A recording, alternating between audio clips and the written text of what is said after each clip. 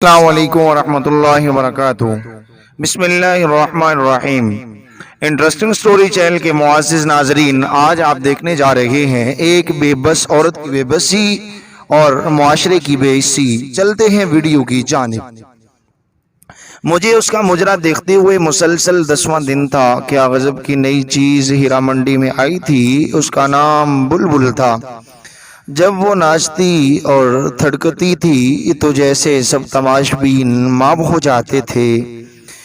روزانہ اس کو ناچتا دیکھ کے میری شیطانی ہوس مزید پیاسی ہوتی جاتی اور میں نے فیصلہ کر لیا کہ اس سے ضرور ملوں گا۔ میں ہر قیمت پر اسے حاصل کرنا چاہتا تھا۔ اس دن مجرا کے دوران وہ بجھی بجھی سی دکھائی دے رہی تھی۔ اس کے ناچ میں وہ روانی بھی نہیں تھی، لیکن مجھے اس سے ملنا تھا، بات کرنی تھی اور معاملات طے کرنے تھے۔ مجرے کے اختتام پہ جب سب تماشبین چلے گئے تو میں بھی اٹھا۔ وہ کوٹھے کی بالکنی میں اپنی نائکا کے ساتھ کسی بات پر الجھ رہی تھی۔ دروازہ کے تھوڑا سا قریب ہوا تو میں نے سنا کہ وہ اس سے رو رو کر کچھ مزید رقم کا مطالبہ کر رہی تھی، مگر نائکا اس کو دھتکار رہی تھی اور آخر میں غصے میں وہ بلبل کو اگلے دن وقت پہ آنے کا کہہ کر وہاں سے بڑبڑاتی ہوئی نکل گئی۔ بلبل کو پیسوں کی اشد ضرورت ہے، یہ جان کے میرے اندر خوشی کی ایک لہر دوڑ گئی۔ چہرے پر شیطانی مسکراہٹ پھیل گئی کہ وہ ضرورت پوری کر کے میں اس کے ساتھ جو چاہے کر سکتا ہوں۔ میں اس کی جانب بڑھا۔ اس کا چہرہ دوسری طرف تھا اور وہ برقع پہن رہی تھی۔ پاس جا کر جب میں نے اسے پکارا تو وہ میری طرف مڑی۔ اس کا چہرہ آنسوؤں سے تر اور برف کی مانند ایسے سفید تھا جیسے کسی نے اس کا سارا خون نکال لیا ہو۔ اس کی یہ حالت دیکھ کر میں چکرا سا گیا اور اس سے پوچھا کہ کیا ہوا ہے، وہ ایسے کیوں رو رہی ہے۔ میری طرف دیکھتے ہوئے وہ چند لمحے خاموش رہی اور میرے دوبارہ پوچھنے پر گوٹی گوٹی آواز میں بولی، ماں مر گئی ہے کیا؟ جب مجھے اس کی سمجھ نہیں آئی تو وہ بے اختیار روتے ہوئے دوبارہ بولی کہ آج میری ماں مر گئی ہے۔ اس جواب سے جیسے میرے منہ کو تالا لگ گیا۔ میری شیطانی ہوس جس کو پورا کرنے کے لیے میں اس کی جانب آیا تھا مجھ سے میلوں دور بھاگ گئی۔ تو تم جہاں کیا کرنے آئی ہو؟ میں نے غصے اور حیرت سے اس سے پوچھا۔ کفن دفن کے پیسے نہیں ہیں میرے پاس، اس لیے میں مجرا کرنے آئی تھی، مگر نائکا آج پیسے ہی نہیں دے رہی۔ کہتی ہے بہت مندی ہے، تماشبین کوٹھے پر نہیں آتے، جو آتے ہیں وہ پہلے کی طرح کچھ لوٹاتے نہیں۔ وہ کہہ رہی ہے کہ عیدی والوں سے اپنی ماں کے ایک کفن دفن کا انتظام کرا لو۔ اتنا کہہ کے وہ برقع پہن کر کوٹھے سے باہر نکل آئی۔ میں بھی اس کے پیچھے چل پڑا۔ میں تمہاری ماں کے کفن دفن کا بندوبست کرتا ہوں۔ وہ چند لمحے مجھے مشکوک نظروں سے دیکھتی رہی اور پھر خاموشی سے میرے ساتھ بیٹھ گئی۔ گاڑی ٹکسالی سے باہر نکالتے ہوئے میں نے بلبل سے اس کے گھر کا پتہ پوچھا۔ وہ علاقہ میرے لیے نیا نہیں تھا، کئی بار میں وہاں سے گزرا ہوا تھا۔ میں نے ایک گاڑی اس طرف موڑ دی۔ سارا راستہ وہ خاموشی سے روتی رہی۔ میرے پاس اس کو تسلی دینے کے لیے الفاظ بھی نہیں تھے۔ کچھ دیر میں ہم بلبل کے ایک گھر پہنچ گئے۔ یہ چھوٹا سا ایک کمرے کا گھر تھا۔ سین کے بیچ میں چارپائی پر اس کی ماں کی لاش ایک گدلے کمبل میں لپٹی پڑی تھی۔ سین میں بلب کی پیلی روشنی وہاں بسنے والوں اور گھر کی حالت چیخ چیخ کر عیاں کر رہی تھی۔ چارپائی کے پاس دو بوڑھی عورتیں بیٹھی تھی۔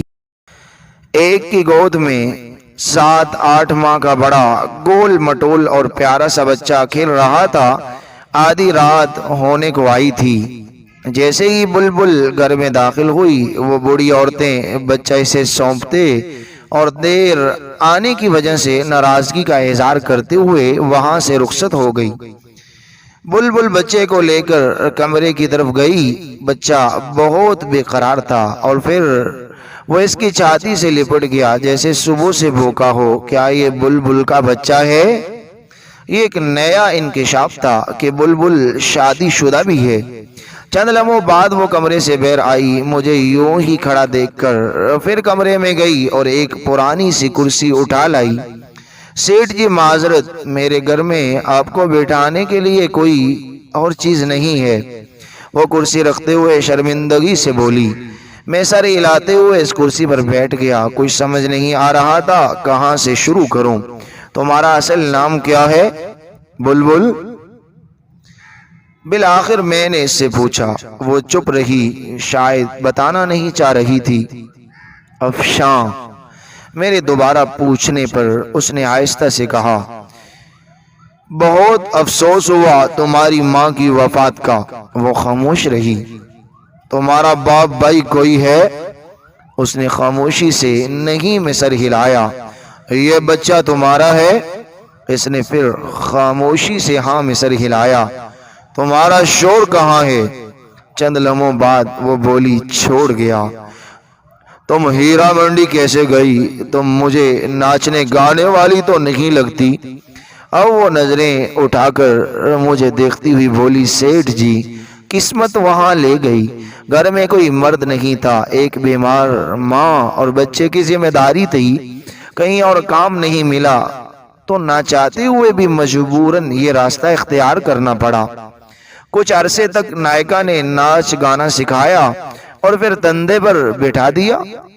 وہ مجھے مجرا کرنے کے روزانہ 200 روپے دیتی ہیں اور ساتھ میں تماش بینوں کا بچا کچا کھانا جو میں گھر لا کے اپنی ماں کو کھلاتی ہوں اور خود بھی کھاتی ہوں۔ برقعے میں آتی جاتی ہوں جس سے محلے میں کسی کو پتہ نہیں چلتا اور ایک برم قائم ہے۔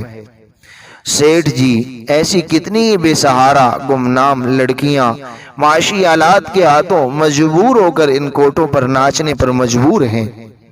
آپ لوگوں کو کیا پتا وہ کتنی مجبور ہو کر یہ قدم اٹھاتی ہیں۔ کوئی لڑکی اپنی خوشی سے یوں سب کے سامنے اپنا جسم، اپنی عزت نیلام نہیں کرتی۔ جو لڑکیاں ایک بار اس دلدل میں گر پڑتی ہیں پھر وہ دنستی ہی چلی جاتی ہیں اور پھر اس میں ہمیشہ کے لیے ڈوب جاتی ہیں۔ یہ سب کچھ بتاتے ہوئے افشاں کے لہجے میں بے بسی اور بے چارگی تھی، جیسے وہ کسی نہ کردہ گناہوں کی سزا کاٹ رہی ہو۔ میں کچھ دیر اس کے چہرے کو دیکھتا رہا، پھر پرس سے چند نوٹ نکالے اور اس کے ہاتھ میں تھماتے ہوئے بولا، کل اپنی ماں کی تدفین کروا لینا اور بچے کے لیے کچھ خوراک اور گھر کے لیے راشن پانی لے لینا۔ وہ اتنے سارے نوٹ ایک ساتھ دیکھ کر حیران ہو گئی۔ کیا ہوا؟ میں نے اس کو یوں چپ دیکھتے ہوئے پوچھا۔ سیٹھ جی مجھے ان روپیوں کے بدلے کیا کرنا ہوگا؟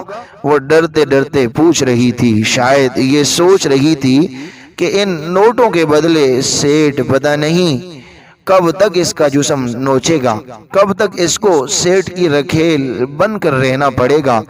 اس کی بات سن کر مجھے اپنے آپ سے اتنی نفرت ہوئی کہ میں خواہش کرنے لگا کہ زمین پھٹ جائے اور میں اس میں سما جاؤں۔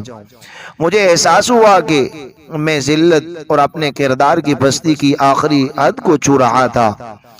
میں اس بے حس معاشرہ میں ایک تنہا اور بے سہارا لڑکی کی مدد کر رہا تھا، مگر وہ اس کو بھی ایک ڈیل کے طور پر سمجھ رہی تھی۔ شاید جہاں سے میں اٹھ کر آیا تھا وہاں پر جانے والے لوگوں سے بغیر کسی وجہ کے مدد کی توقع نہیں کی جاتی۔ میں نے لرزتی آواز میں جواب دیا، تمہیں کچھ نہیں کرنا پڑے گا اور تم اب کوٹے پر مجرا کرنے نہیں جاؤ گی، اپنے گھر میں رہو گی، ہر مہینے تمہیں منی آرڈر مل جایا کرے گا۔ تم نے کرنا بس یہ ہے کہ یہ جو بچہ تمہاری گود میں ہے اس کی تربیت ایسے کرو کہ یہ ایک دن بڑا ہو کر تمہارا سہارا بن سکے۔ یہ جو رقم میں بھجواؤں گا یہ تم پر قرض ہے، اور جب تمہارا بیٹا جوان ہو جائے گا، ایک قابل انسان بن جائے گا تو تم مجھے واپس کر دینا۔ افشاں حیران پریشان کھڑی مجھے دیکھ رہی تھی۔ اس انسان کو جس کے سامنے ابھی وہ ناچ کر آئی تھی وہ اس سے ایسی باتیں کر رہا تھا، پھر وہ بے آواز رو پڑی۔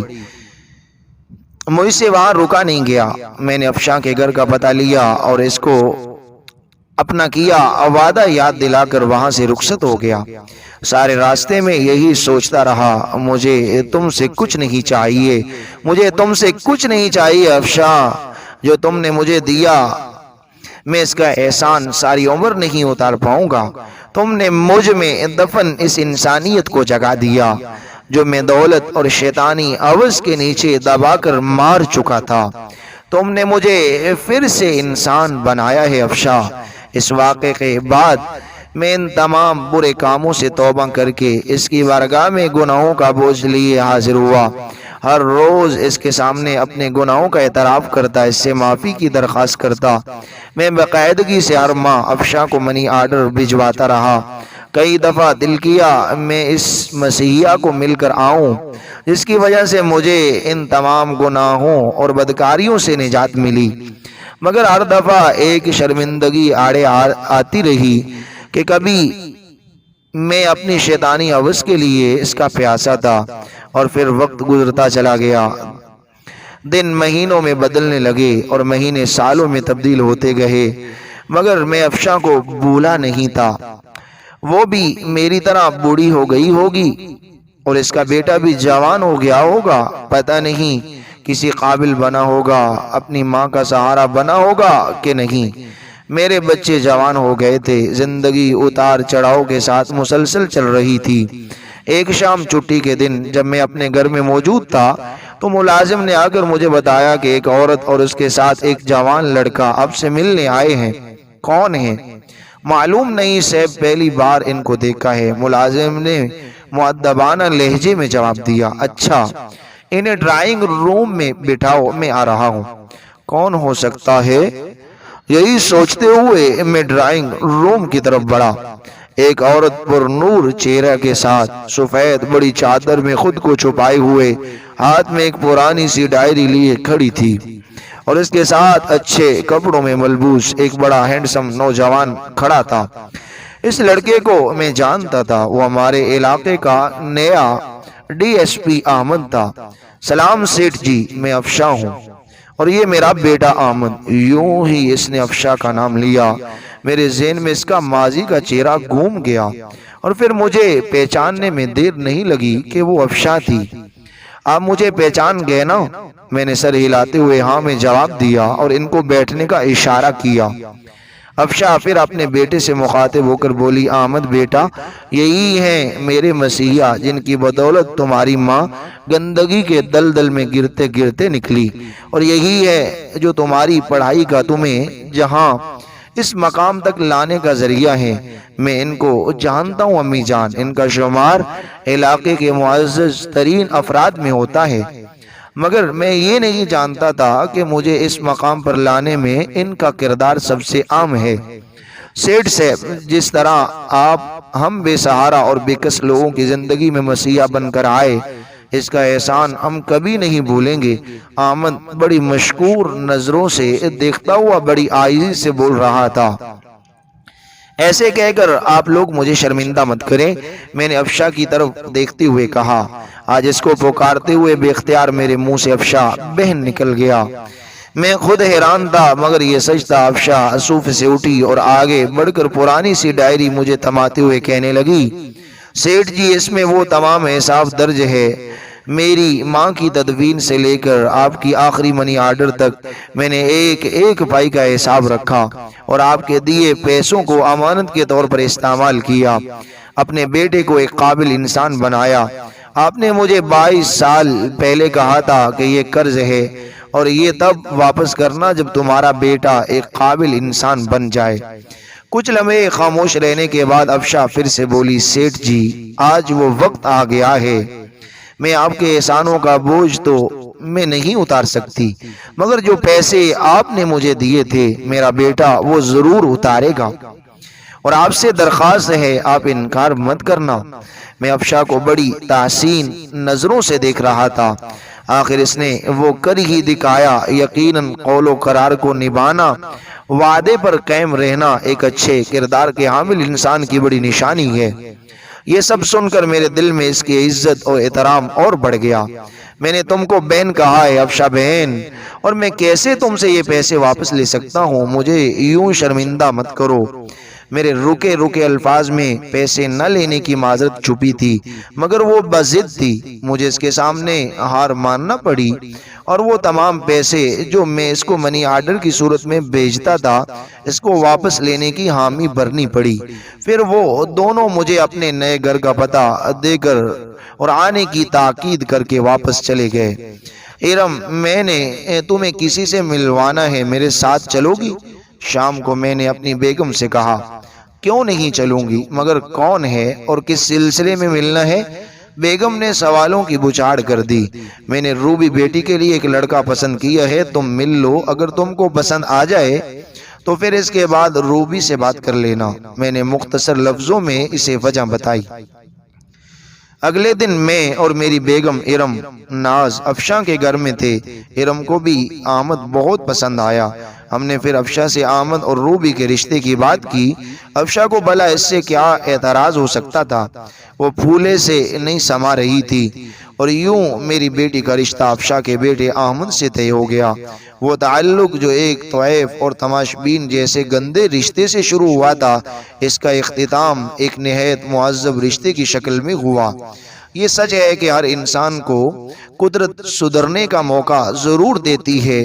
کبھی گندگی کے ڈھیر سے اس کو ایسا سبق سکھا دیتی ہے، کبھی دو بھٹکے لوگوں کو ملا کر سیدھے راہ پر لے آتی ہے، اور انسان ساری زندگی اسی کے مطابق گزارنے کو فخر محسوس کرتا ہے۔ کبھی وہ طائف اور میں تباش بین، مگر آج وہ میری منہ بولی بہن اور اس کا بیٹا میری بیٹی کا شوہر ہے، اور مجھے ان دونوں رشتوں پر فخر ہے۔ ناظرین، یقیناً یہ ایک سچی داستان جو کہ بہت زیادہ ہی سبق آموز تھی، یقیناً آپ کو پسند آئی ہوگی۔ آئی تھنک اگر آپ یہ چاہتے ہیں کہ آپ کو نیکسٹ میں ایسی ہی ایمان افروز سبق آموز واقعات اور داستانیں اور کہانیاں پڑھنے اور سننے کو ملتی رہے تو ہمارے چینل کے ساتھ جڑے رہیے۔ اگر نیو ہے تو ہمارے چینل کو سبسکرائب کیجیے، ویڈیو کو لائک اور شیئر کرنا مت بھولیے۔ نیکسٹ ویڈیو کے ساتھ ملتے ہیں، اللہ نے کے بعد۔